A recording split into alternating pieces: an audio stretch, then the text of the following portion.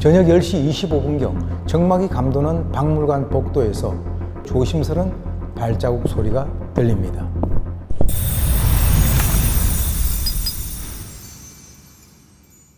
안녕하세요. 보안위키 진행을 맡게 된 순천향대 경찰행정학과 오윤성 교수입니다. 보안위키는 우리나라에서 일어난 범죄 사건들을 통해 보안이 얼마나 중요한지, 또한 보안 시스템이 어떻게 발전해 왔고 사용되고 있는지 진단 점검해보는 프로그램입니다. 보안위키 첫 번째 주제는 바로 박물관 도난 사건입니다.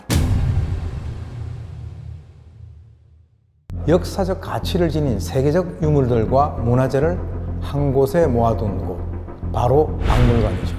그런데 가장 안전해야 할 박물관에 도난 사건이 끊이지 않았다는 사실, 여러분 믿어지십니까?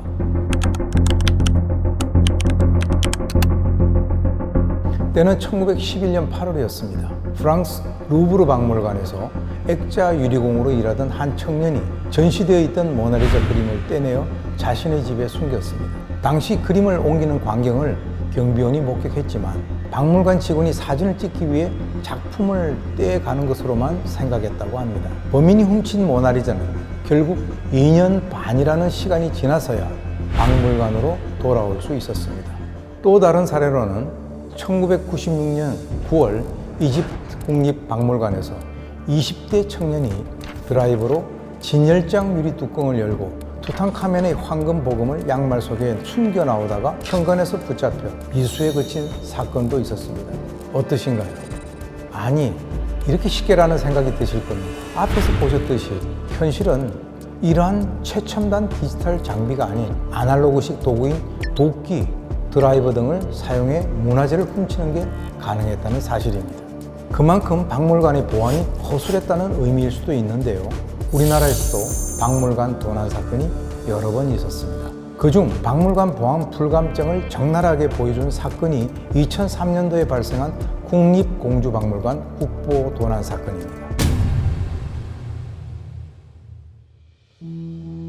사건 당일이었던 15일, 어느 때와 같이 정상 운영을 마치고 경비실에 총경찰 2명, 박물관 내부 당직자 1명 등 총 3명이 박물관의 밤을 지키고 있었습니다. 저녁 10시 25분경 정막이 감도는 박물관 복도에서 조심스런 발자국 소리가 들립니다.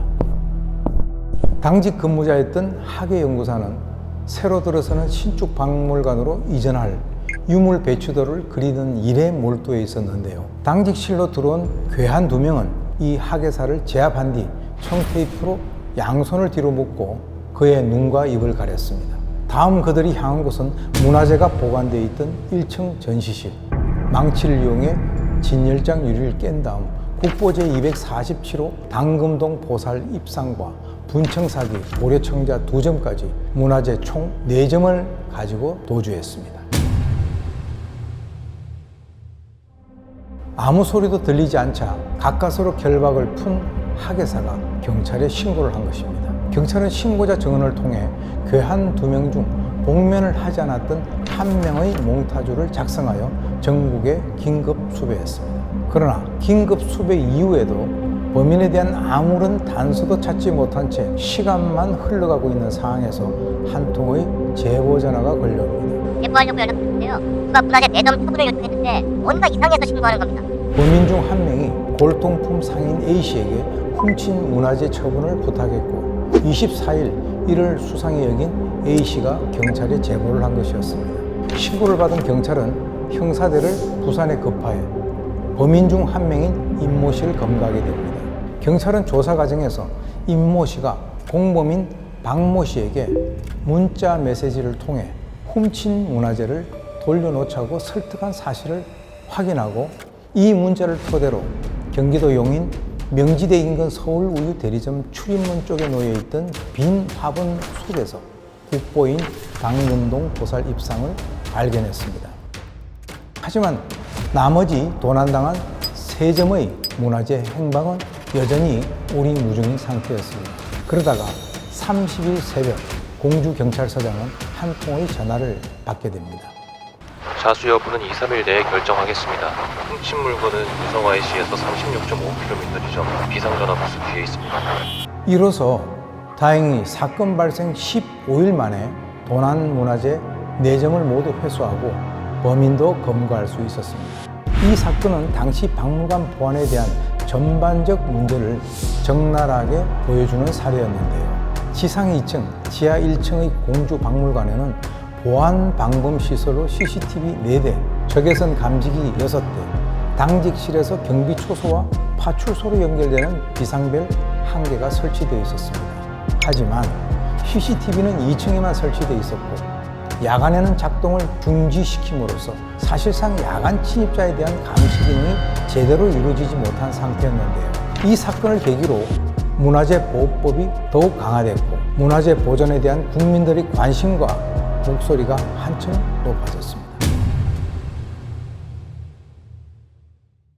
CCTV는 물론 IoT, 즉 센서가 탑재된 다양한 디바이스들이 연결된 센서 기반 첨단 감지기들을 이용해서 무단 침입을 확인할 수 있는 기술이 박물관과 같이 확실하고 섬세한 보안이 필요한 곳에 설치되어 있습니다. 인간의 역량만으로는 완벽한 보안을 하기 어렵지만 첨단 기술을 활용한 보안 시스템을 접목시키면 사람이 놓치는 사소한 부분까지 잡아줌으로써 보안의 사각지대를 메꿀 수 있습니다.